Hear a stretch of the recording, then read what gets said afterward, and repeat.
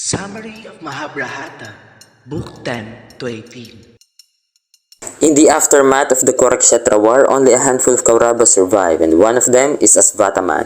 Driven by unerring hatred, under the cloak of night, he infiltrated the Pandavas' camp where warriors lay in deep slumber, unaware of the impending horror.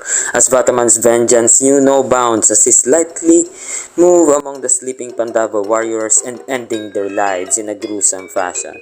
Upon completing this ruthless massacre, Asvataman unleashed a chilling curse that would echo through the generations.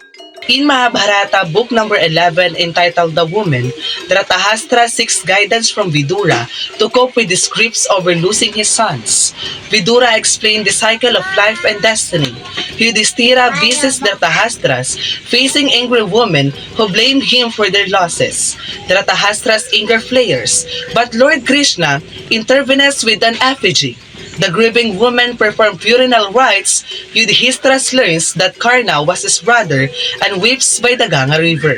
In the Mahabharata Book 12, entitled Tranquility, Yudhishthira declares that he wants to hand over his kingdom to Arjuna but agrees to honor it to Dhritarashtra. When Yudhishthira ascends to the throne, he allows everyone to return to his kingdom and give various gifts to celebrate his subjects.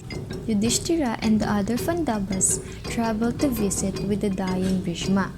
Bhishma described to Yudhishthira how a king must always act in his own interest and operate with a general mistrust of those around him. The ruler's dharma is to rule to the best of his judgment. Bhishma says that men should hope to be freed from living on a flawed earth and use wisdom to follow actions that will help them fulfill dharma and escape living. Book 13 of the Mahabharata, titled Anusasana Parva, or the Book of Instructions, is indeed a significant part of the epic. In this book, Bhisma, who is on his deathbed, imparts wisdom and instruction to Yudhishthira, the eldest of the Pandavas. Here are some of the key events in Book 13.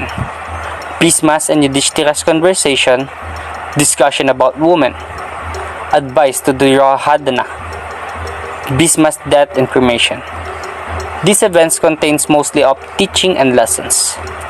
This part of the Mahabharata is highly regarded for its philosophical teachings and moral lessons.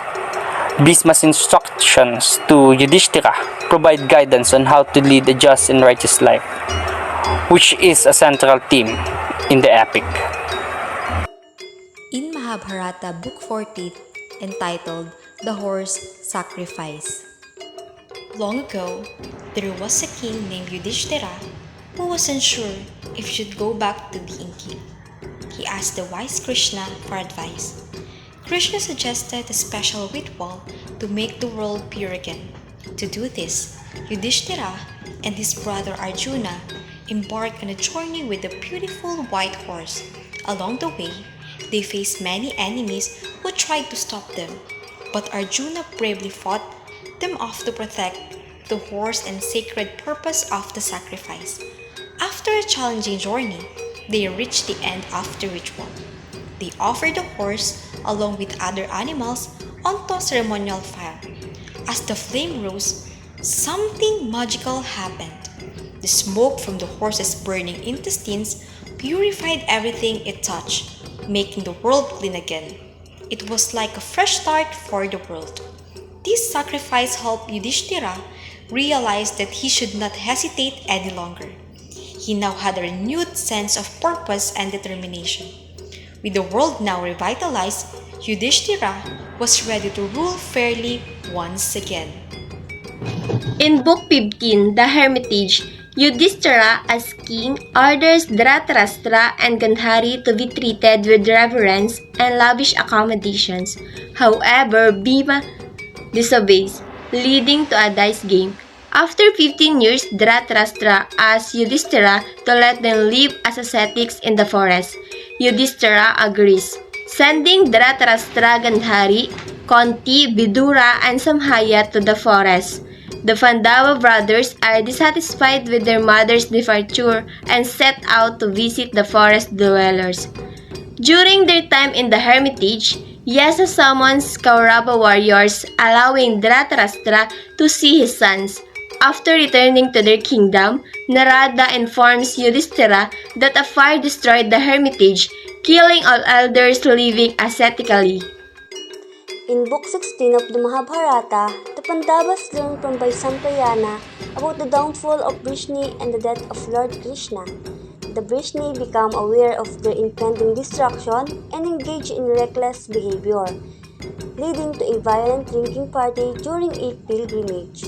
This turns into a massive melee, resulting in the Vrishni killing each other with improvised clubs, leading to their destruction. Krishna, initially despondent, eventually decides it is time to die. He uses yoga to restrain his senses and shot by a hunter named Jara, meaning old age in Sanskrit. Krishna assures Jara that he did nothing wrong and ascends to heaven, joining the other gods. Arjuna learns of Krishna's death from Vasudeva and performs his funerary rites. He then leads a caravan of Vrishni women, but without Krishna's protection, they are abducted thieves. Arjuna, feeling powerless, seek counsel from Vyasa. In the book 17, The Great Journey of Mahabharata, where Yudhishthira thinks that now Krishna is dead, it is time for him to die as well. Yudhishthira bestowing the throne upon his grandson, Pariksit, a testament to his unwavering commitment to righteousness. Together with his brothers and Draupadi, they embark on the pilgrimage to explore the world and seek salvation. As they ascend the Himalayan mountains, Yudhishthira's brothers and Draupadi die, leaving only the eldest Pandava to continue. Despite the losses, Yudhishthira encounters Indra, the king of gods, who offers passage to heaven. During the journey, a dog transforms into the god of Dharma, symbolizing the righteousness and moral order.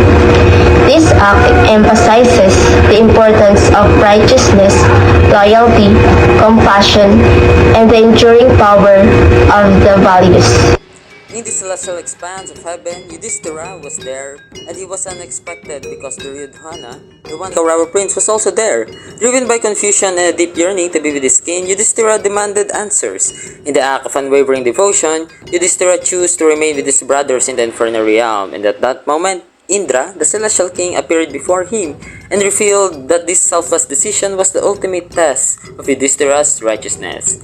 And together with his brothers, he stayed in the celestial heavens, while Duryodhana was chosen the path of arrogance and deceit was condemned in the torments of hell.